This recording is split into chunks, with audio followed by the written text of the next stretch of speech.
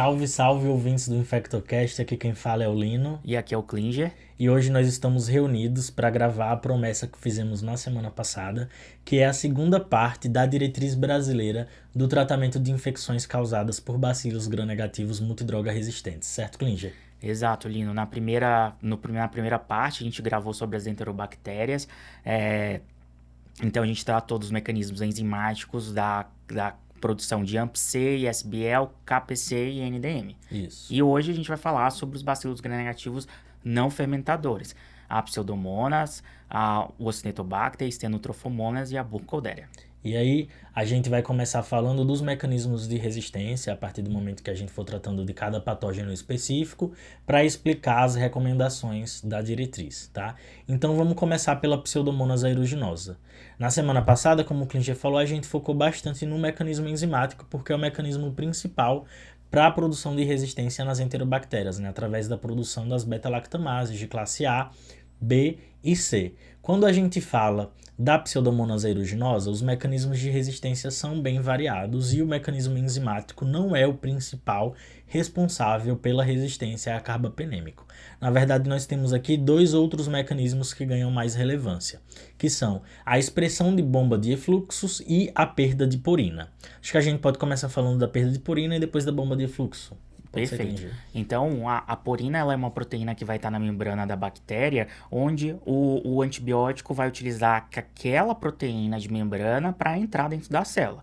Existe uma proteína específica, que é a OPRD, que é uma proteína do imipenem, que vai fazer a entrada desse carbapenêmico dentro da célula bacteriana. E, consequentemente, quando eu tenho a perda dessa porina, o que pode acontecer? O que vai acontecer? Eu não vou conseguir que esse antibiótico entre dentro da célula, trazendo uma pseudomonas, que é o que a gente vai chamar de pseudomonas resistente ao carbapenêmico. Isso. E aí a pseudomonas fica, nesse caso, resistente ao imipenem e sensível ao meropenem. Vamos lembrar aqui que a gente nem está falando de ertapenem, porque a ertapenem é um carbapenêmico que não cobre pseudomonas, tá, pessoal? Então, essa é uma questão em relação à perda de purina. Quando a gente vai para as bombas de efluxo, o que acontece? As bombas de efluxo também são sistemas de proteína transmembrana que têm a capacidade de ejetar, através de transporte ativo, as moléculas de antimicrobianos para fora da célula. Então, existem diversas famílias de bombas de efluxo. A mais conhecida aí na Pseudomonas é a família MexAB, ou PRM, tá?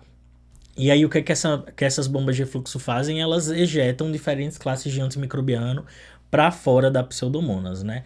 Essa Mexabel-PRM, por exemplo, ela vai ejetar quinolona, vai ejetar carbapenêmico, mas muitas vezes ela pode poupar as cefalosporinas, dando um fenótipo que você inicialmente pode até estranhar, que é uma Pseudomonas resistente a carbapenêmico, poupando as cefalosporinas, cefepime, ceftazidima e poupando também a piperacillina tazobactam. Tá? Então, podem haver essas diferenças aí no fenótipo de resistência da Pseudomonas.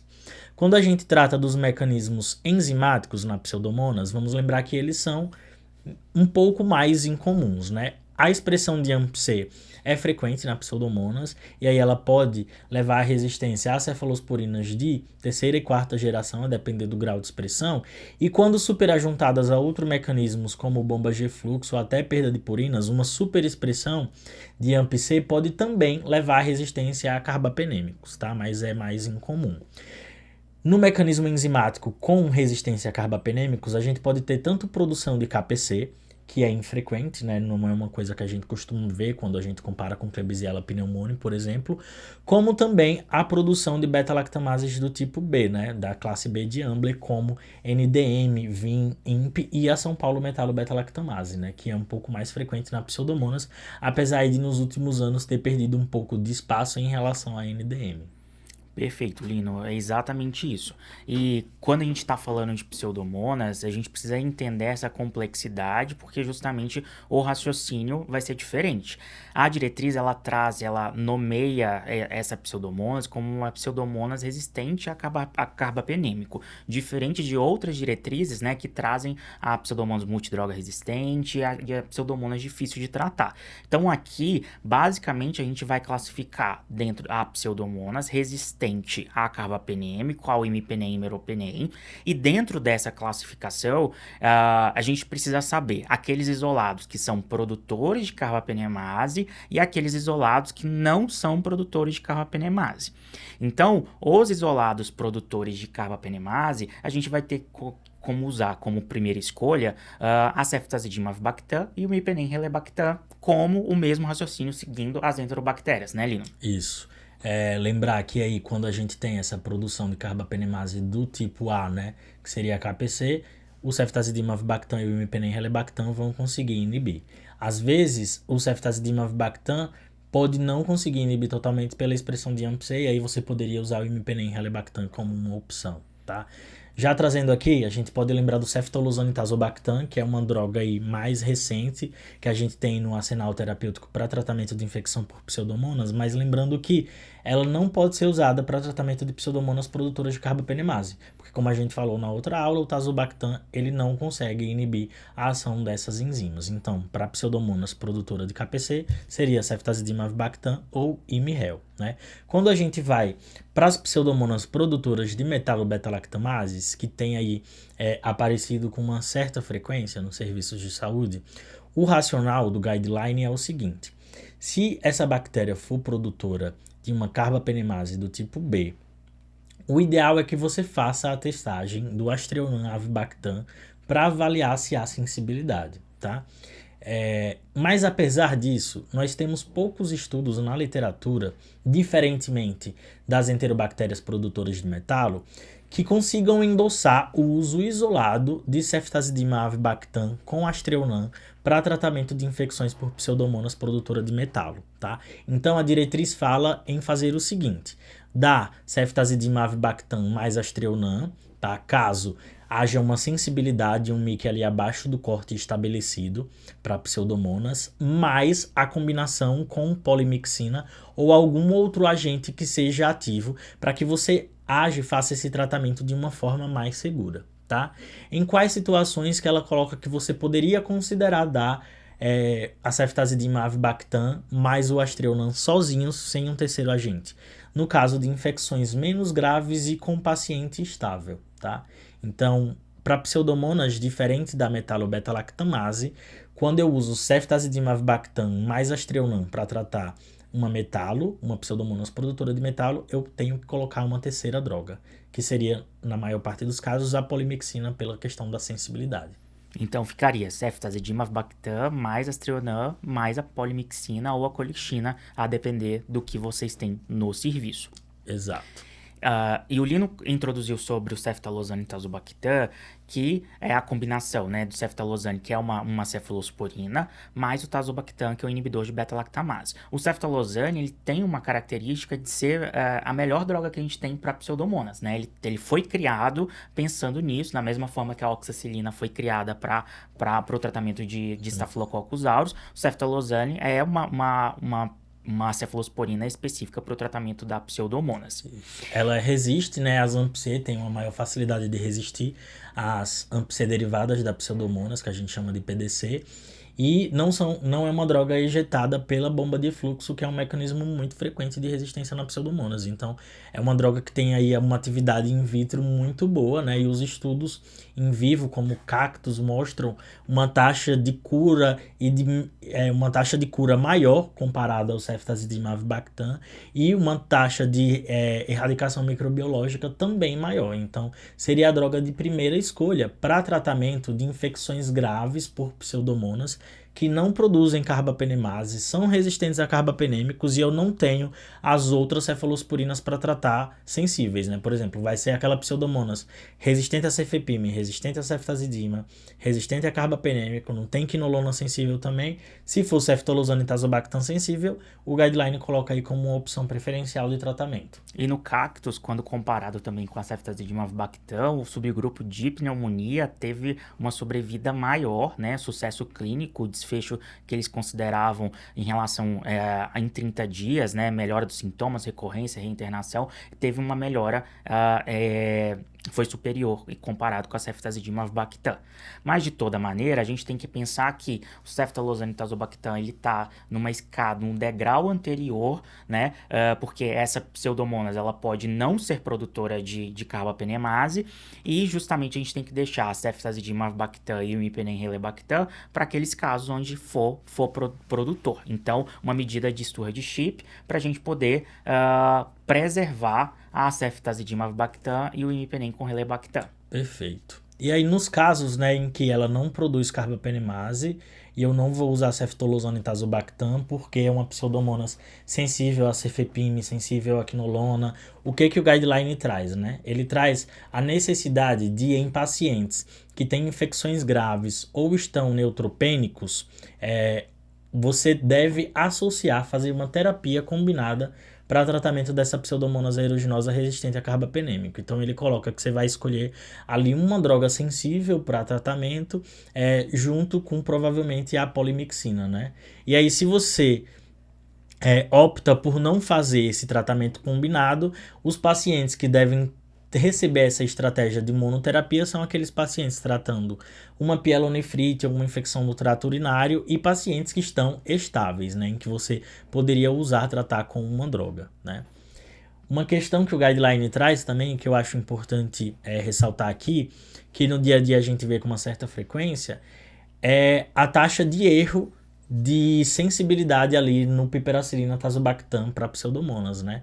Lembrar que nesses testes automatizados tem uma alta taxa de erro very major, né? Que seria aquele erro que o tazocin vem sensível, mas na verdade ele é resistente. Então, se eu for dar tazocin para uma pseudomonas que é resistente a carbapenêmico, idealmente eu preciso ter uma confirmação ali por método manual, né? Por uma microdiluição, um método que seja um pouco mais confiável do que o método automatizado. Exato. E quando a gente está falando aí, né, desses tratamentos de segunda linha, como o Lino falou, a base vai ser com a polimixina e um outro agente. Então a gente tem que lembrar que quem tem sensibilidade para pseudomonas vai ser os aminoglicosídeos como a micacina, a piperacilina tazobactam, ceftazidima, cefepime, as quinolonas, cipro, levo, delafloxacino também tem cobertura. A gente tem o próprio Astreonan, né? Apesar da gente não ver esse perfil de sensibilidade, mas também tem cobertura. E os carbapenêmicos, né? Mas aqui a gente já está falando de uma resistência aos carbapenêmicos. Então, lembrar dessas possibilidades e que tigecyclina, por exemplo, aqui não tem cobertura porque não vai cobrir pseudomonas. Perfeito. Então, eu acho que é sempre um desafio no dia a dia aí, porque a pseudomonas ela pode vir com os perfis de sensibilidade bem bizarros e eu acho que a mensagem que a gente tem que ficar na cabeça é tentar pensar assim, quem é o paciente que eu estou tratando, né? É um paciente grave neutropênico, um paciente que precisa de controle de foco, que está séptico, então idealmente se há resistência a carbapenêmico, que o guideline recomenda, é fazer uma terapia combinada, e aí eu vou avaliar meio que numa escadinha ali de projeção, né? Ok, tá resistente a carbapenêmico, vamos ver as cefalosporinas como estão. Será que eu posso combinar essas cefalosporinas com uma outra droga, com uma quinolona, com uma polimixina? Nesse caso, se tiver sensível, posso, né? Veio cefalosporina resistente, eu vou começar a avaliar as minhas drogas novas. É ceftolozano insensível? Provavelmente não tem uma produção de carbapenemase, porque se tivesse, meu ceftolozano estaria queimado. Então, se é ceftolozano sensível, acho que é a droga que eu vou ter como escolha a partir desse momento. Se é resistente, eu tenho que olhar o avibactam, né? Porque aí eu vou tentar descobrir se é uma KPC ou se é uma metalo. Se for ceftazidima avibactam ou imipenem relebactam sensível, provavelmente é uma KPC, e aí eu vou escolher uma dessas drogas. Se for resistente, eu vou fazer aquela terapia tripla de ceftazidima avibactam, Astreonan, mais polimixina. Certo, Klinger? Exatamente. Acho que a gente conseguiu esgotar as pseudomonas. E para falar do Acinetobacter, né, uma outra bactéria que os crabes, né, os Acinetobacters resistentes a carbapenêmicos, mas que praticamente todos já vão ser resistentes a carbapenêmicos, né? Isso. Aí em São Paulo, quando a gente vai pegar os dados da Covisa, né, em relação às hemoculturas positivas para Acinetobacter baumannii, acho que mais de 80% tem resistência a carbapenêmico, então hoje em dia é até uma raridade, né? A gente vê isso. E aí o guideline começa falando de um ponto que eu acho muito importante ressaltar aqui, que é em relação aos pontos de corte no BR-CAST para Acinetobacter baumannii, né? Basicamente, só 2 drogas têm pontos de corte com correlação clínica, que são o ciprofloxacino e o Bactrim, 2 drogas que, em geral, ele também vai apresentar resistência. Então, a gente fica aí meio com as mãos atadas para tratar acineto. Que vai ser o S entre parênteses, né? Das Isso. outras drogas que vai aparecer como a gente combinou. Então, vai sobrar pra gente a polimixina Isso. como primeira escolha, mais o AMP com Subactam. Lembrar que o Subactam aqui no Brasil não é vendido de forma separada, né? Ele está associado à ampicilina, mas é o Subactam que tem atividade contra a Acinetobacter e por isso a gente acaba tendo que utilizar doses bem altas de AMP Isso. com Subactam na terapia. Uma coisa que eu acho legal, né, comparar esse guideline com o guideline do IDSA em relação ao tratamento do CRAB é o seguinte. No guideline do IDSA, ele deixa de forma bem contundente que você deve usar Subactam no seu regime, principalmente quando você está tratando uma infecção grave por acineto, né? Então ele coloca o Subactam como pilar do tratamento.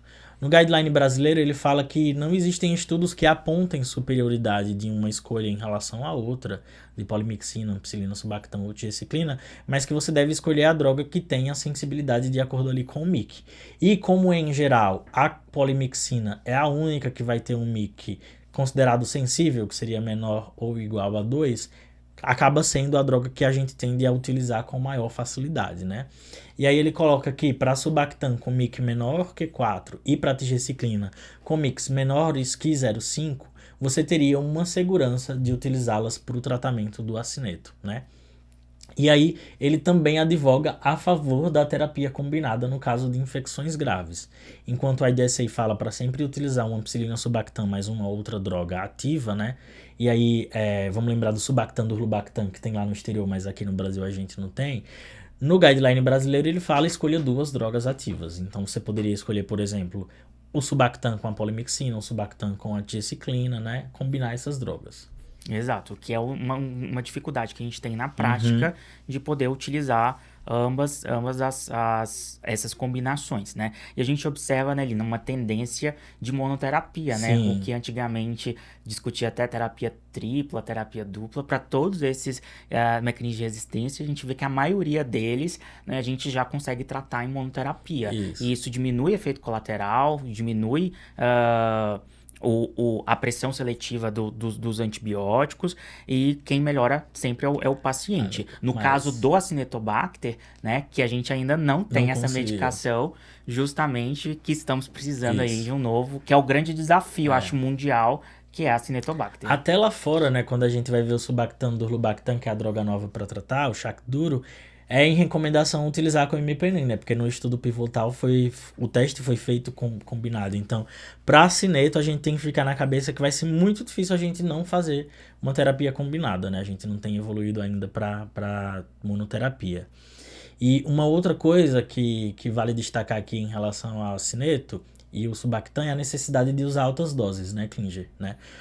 Concordante com o guideline do IDSA, também falando ali para você utilizar 27 gramas dia do AMP Subactam, né? Quando a gente quer 9 gramas do componente Subactam, mas como ele não vende separado, o jeito é fazer as 27 gramas dia da ampicilina Subactam mais a polimixina ou a tigecyclina aí para tratamento do paciente, né?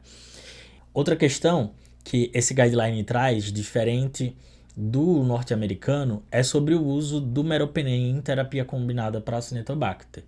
No guideline do IDSA, eles colocam a recomendação de não utilizar o regime de polimixina mais meropenem para tratamento de CRAB, baseado em 2 estudos, que são o Overcome e o AIDA, em que foram avaliados pacientes com infecções por CRAB e feita essa combinação de poli com meropenem sem diferença no desfecho em relação à cura clínica ou mortalidade dos pacientes, né? Então, temos dados de 2 RCTs que mostram que fazer isso não teve diferença.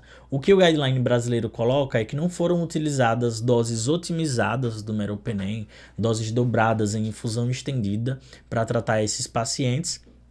E aí a gente não poderia negar que há um potencial efeito do meropenem com uma polimixina nessas situações, porque alguns estudos in vitro mostram que nessas doses otimizadas há uma inibição do crescimento dos isolados de acineto. Então o guideline coloca ali como uma última opção, no caso de um acineto que seja resistente, altamente resistente a Subactam, com um MIC maior que 32, ou resistente à tigecyclina, com um MIC maior que 4, ou maior que 2, desculpa, não vou lembrar agora, mas um MIC alto, elevado para tigecyclina, não daria para usar a polimixina sozinha, então ele coloca como opção combinar a polimixina com o meropenem.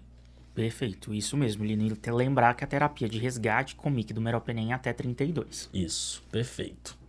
Acho que agora a gente pode ir para duas em que o campo das evidências é ainda mais nebuloso, né, Klinger? Exato, Stenotrofomonas e Burkholderia, que são duas bactérias que a gente não sabe muito o que fazer. Isso. Né? A dificuldade que a gente tem em pontos de corte de MICs, né? E os tratamentos que ficam meio difíceis de tratar. Bem difíceis, né? Porque as evidências elas são um pouco fracas, então as recomendações ali elas não conseguem ser fortes em relação ao que escolher. Para Stenotrofomonas, por exemplo, a gente já parte de um problema que é o teste de sensibilidade antimicrobiano. Só o Bactrim é testado, basicamente, né? Que a gente vai ter um ponto de corte para falar que é sensível. Então eu acho que a partir disso a gente já pode ter na cabeça que o Bactrim meio que seria o pilar do tratamento, né?